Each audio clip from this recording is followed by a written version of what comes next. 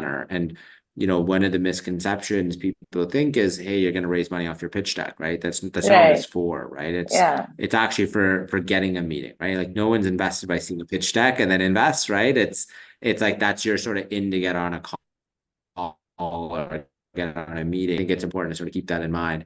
And if you want a really good tool that you can use as a founder, there's a website called pitchleague.ai. And you can actually upload your pitch deck and you'll get instant feedback from an AI tool that's actually quite valuable. And so it's a really good starting point as well to figure out.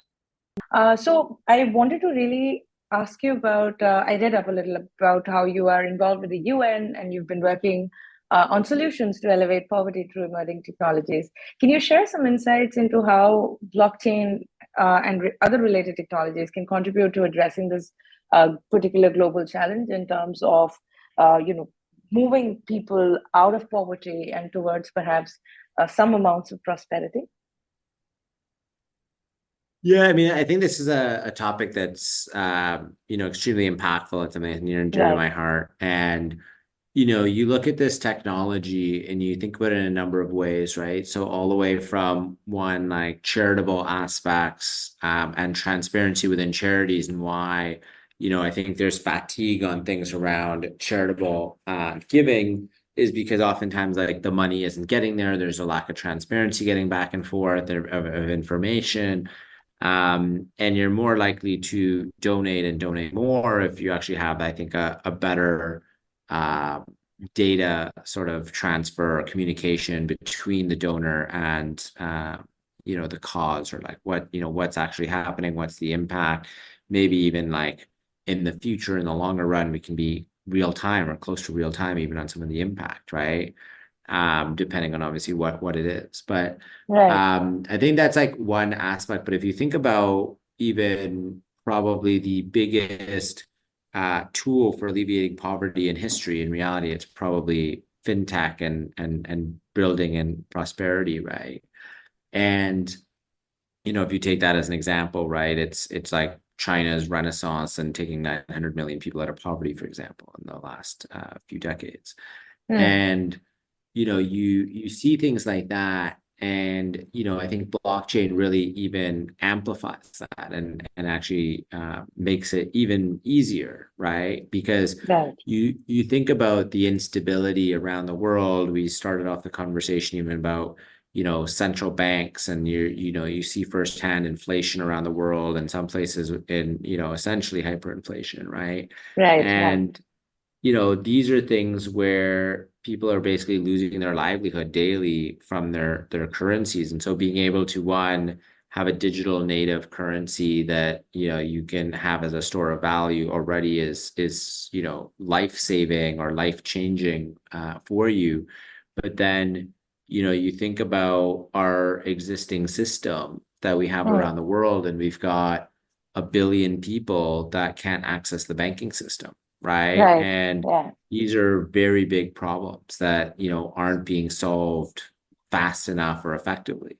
And so, when you think about what blockchain can bring and just, as some of these things get better from a UI UX perspective, we've already got tools that bring you borrowing, lending, savings products. You're able to then interact much more effectively with the system without maybe even an identity because your government doesn't issue an identity or like an identity that's recognized, or because you're in a country that other countries don't want to work with, and therefore your banks aren't able to work with international banks, and therefore it becomes a more like a bigger and bigger problem, right? So like there's all of these different challenges when you think about like um in the sort of global banking financial system. And so there's a lot of really, really exciting opportunities when you start putting in, how blockchain can help achieve these UN Sustainable Development Goals and help alleviate poverty, and then there's even benefits on different aspects from education, when you bring in AI, when you bring in blockchain, and some of these technologies really transform the way of learning, really bring and level the playing field much more, Hmm. between the developing world and the developed world.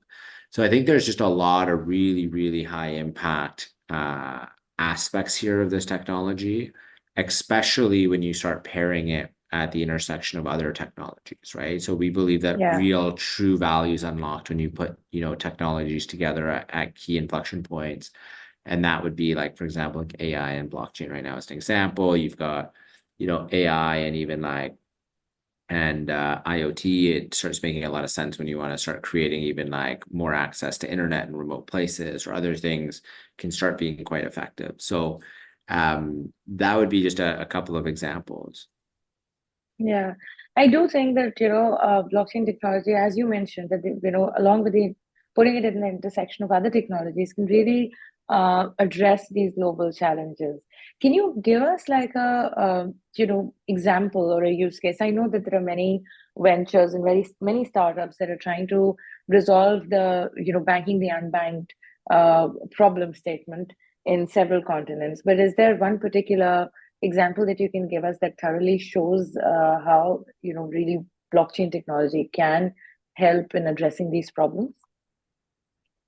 Yeah, so I mean, there's definitely a number of different ones. I mean, I would say right now, like the biggest impact you're seeing and why you're seeing it so much in all of these different developing regions is you're Hmm. seeing Bitcoin really taking off and then USDT or USDC, but primarily USDT in emerging markets. Some of them are like DAI and other stable coins, but that just inherently being able to have something that's not eroding 2% a day or 1% a day is already life-saving or game-changing, right? And that's like in a very basic form. What we're seeing then is how that translates into things like credit and being able to access credit and loans based on like history and other things, but in a system where that infrastructure of lending or centralized lending records is not there, right? So credit bureaus, things like that. And being able to almost build alternative ways to oversee these things using, AI and blockchain and able to really, I think, unlock lending and borrowing for people, which Hmm. then allows them to fund like a business and like sort of Right. employ more people and sort of, all of that starts to compound and make a difference. Absolutely. This is wonderful because this is, I think, it's addressing such a real problem, and this kind of adds more merit to the technology itself because there are a lot of naysayers. Like at least there were a few years ago for this particular technology because they were primarily viewing it from the scope of just these tokens and looking at it as a Ponzi scheme. So when there are these real use cases and sticky use cases, might I add, I think that perception also changes for the better, and only then can we really look at something which is anything close to mass adoption. Absolutely. You're a columnist as well, right? You've written for a lot of Web3 publications, you've written several books, and you seem to have your finger on the pulse of the latest trends in the space. What are your thoughts on how the space has kind of evolved? You've been around for a while in this space. How do you see it shaping the future of the internet and beyond? Yeah, it's been quite the journey, right? So if you go Right. Yeah. back to earlier in the sort of crypto, phases where there was say a lot of hype, even if you go to say 2017, right? There was a lot of promises, but a lot of hype on those promises. But it was very early days. And so a lot of the innovation was just, people excited about being able to invest in a decentralized token, right? And that created that whole sort of ICO boom, really cre- created, I think, a lot of ideas, Yeah. right? And a lot of people had these visions and ideas, but not a lot was necessarily built in that time frame in the sense that like a lot of this was people promising it and then they either sort of went under or ran away or whatever, or they built then in sort of the 2018, 2019, and that sort of those bear market sort of years if they stuck around. And that I think lacked a lot of substance, even though it had sort of these great grand visions. And then we saw sort of fast forward, we saw the launch of a number of interesting, say, layer ones and other interesting companies launched over the bear market or sort of, survived through that. And then you saw in this last previous bull market in 2021, 2020, 2021, you started seeing, I think, aspects around, all sorts of different use cases on these different chains. And then you saw like the NFT boom, and then that led to sort of Axie as well, sort of taking advantage of that. And you saw something similar on the finance side with, people getting strong yields in tools like Celsius, BlockFi, I mean, even FTX. And then that all sort of collapsed, right? And Right. those players hurt a lot of people, especially those centralized finance players, which aren't really true blockchain, right? So when you think about it, they're not decentralized. You have that massive sort of single point of failure. So it's not even really following the principles of Web3, but in some ways was masquerading as like a Web3 company and like a blockchain company. And while it was serving the blockchain industry, it wasn't itself like blockchain native, let's call it. Mm. And I think a lot of people got confused or sort of mistaken with that, and obviously got hurt in that situation. And then you had a lot of people leave the industry between 2022 or end of 21 and through 22, and the people that stuck around had really strong belief and kept believing and building incredible products that people would use. And now we're starting to see all sorts of really great sort of like multi-chain products. We're seeing a lot of the, major problems in the space being solved. You're seeing interesting like real world problems being solved and starting to be solved with blockchain as sort of the leading, solution around this. And so, it's still, I would say early, but right now we've got a lot of incredible builders just, solving, some of the biggest problems in the space. And Mm. the challenge with this industry is because Bitcoin and crypto sort of lead the way, it creates a lot of hype at some point. So right now we still, I think, have a pretty strong foundation. As Bitcoin keeps going up, it becomes more and more hype, more people come in to this to take advantage of people, and then obviously as people get hurt, it starts to correct, right? Mm. And that's like a challenge that I think we've got to go through in this space. But the more we can help people be educated and know what they're doing and understand the risks around that, I think that sort of helps and protects everyone as a whole, and it helps our industry sort of mature and sort of advance, compared to how it was working. Absolutely. I think the onus, to a large extent, does fall on the builders and the people who are working in the space to make sure that the narrative is being set right so that the perception around the industry changes and changes for the better.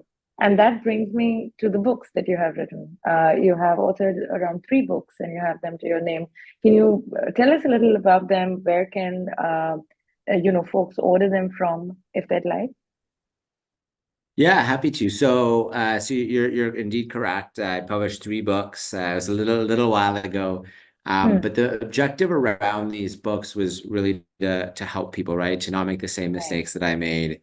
Yeah. And actually, the first book, when I was graduating from the University of Toronto, the president and one of the other sort of governors of the university was like, hey, you've got a ton of experience. Why don't you, consider writing something for University of Toronto students? And so I started writing something and then ran it by them. And they said, hey, well, this doesn't really make sense just for University of Toronto students. Why don't you make it for Canadian students? And then I made some changes, updated, and then when I went back, they were like, why is this for Canadian students? Why don't you just, publish this and open up to all students because they would really benefit from this, right? And so that's sort of how it evolved. So I never planned to be an author, but that was sort of, the way it sort of worked out. And, the main thing was being able to create value and help people. And that's in part even why, I mean, you can order them on Amazon. I mean, you can also get them for free on different sites as well. And, the objective here is not to make money on it, but really to help people to learn from my mistakes and hopefully to not make all the same ones, right? And sort of, Yeah. as a whole, get better, faster, stronger as a society. And so, that was the sort of the way the first one went. The second two were basically, similar idea. One was, post-graduation, sort of going out into the, in the real world and sort of navigating the world and, all the different challenges, along the way there. And so that was part of the second one. And then there was also one where I wrote it with 4 medical doctors and sort of covered, certain aspects on more around leadership, et cetera. So I'm obviously not a medical doctor, but brought in and had a number of experts that cover all of that, and that was something that is done quite well for the medical community or doctor aspirants. So that's those are sort of the three. The big thing here, and I think what I hope others do is, as you have challenges and mistakes that you make, try to help others, right? Try to help others, not make those same mistakes. Try to, pass it on, however you can, because I think at the end of the day, like, these are the things that I think really have a huge impact on people, right? And they're going to remember and Absolutely. they're going to know, and you pass it forward, right? So Absolutely. I think, I love what you said, and I think this is something that I say a lot as well in my public speaking, that I would like people to learn from my mistakes and not make them, and go ahead and make their own, because that is the only way that, we move forward and move forward a little faster. So it's a wonderful space. Again, here in Web3, I feel everybody is open to, lend a helping hand. And it's a very collaborative community. And even in the larger scheme of things, I think if we are pulling someone up with, just with the solutions to the struggles that we have seen, we are adding value. And that is wonderful in itself. okay. So, unfortunately, we're running out of time, and I've come to the time mark that we had set for this particular recording. But this has been such a wonderful conversation. I would love to know from you, like, do you have any advice for the builders who are just starting off right now, or just users, even, just general users who are perhaps they have a certain perception of Web3 currently, and what would be your perhaps suggestions for these users as well as builders for them to truly start living on blockchain? Yeah, so I mean, at the end of the day, for the builders, I mean, you got to truly be passionate about something, right? And Right. then, we think that, we usually recommend try to talk to 30 people as potential customers or around the space that can help you and guide you and figure out, like, do you have something that'll have product market fit before you fully build it, right? Or at least sort of expect to have product market fit and expect there to be a real need for this, right? In terms of the users, I think one of the things that, sometimes surprises me is, you go to all these conferences, you can learn a lot, but you oftentimes, like, leave a 2-day conference or 3-day conference and you still have never, maybe even used blockchain or used crypto or any of this stuff. And so the best thing you can do is, like, test it out, right? Like, try a few different products, try a few different games. Hmm. Don't go risk a bunch of money, but even with like $1, $2, like, you don't need a big amount, but go, like, learn on some of the stuff firsthand, right? Like, you're gonna learn a lot more trying out a couple of these things and sort of starting to make a decision for yourself, an opinion for yourself on the technology and parts of the technology, rather than maybe going to a conference for 3 days and, like, not ever having tried it. Obviously, there's both aspects. You still want, like, that knowledge base. But I think both go very well hand in hand. And I find oftentimes that part of actually trying stuff out, testing it out, experimenting is sometimes lost. Yeah, I think that is absolutely true. People have at times they are very risk averse, but like you said, you need to get your hands dirty a little bit, get involved, and that is when you truly understand the technology, and you can get involved in a way that is actually making your life a little better as well. Yes, absolutely. So, once again, thank you so much for making the time to speak to me today and to our listeners. I think this has been such an insightful conversation for builders and users alike. Any parting words before we wrap this up? Just keep it up and keep building. And I think from some of those stories that I shared as well, I mean, Yeah, even if people don't necessarily see the vision, I think, make sure that, you continue to follow what you're trying to do. Obviously, stay coachable, make sure that, like, there is a big opportunity there, but keep building and let's make the world a better place. absolutely. I couldn't have said it better. Thank you so much once again for joining and speaking to us today. This has been a great chat. Fantastic. Thank you so much.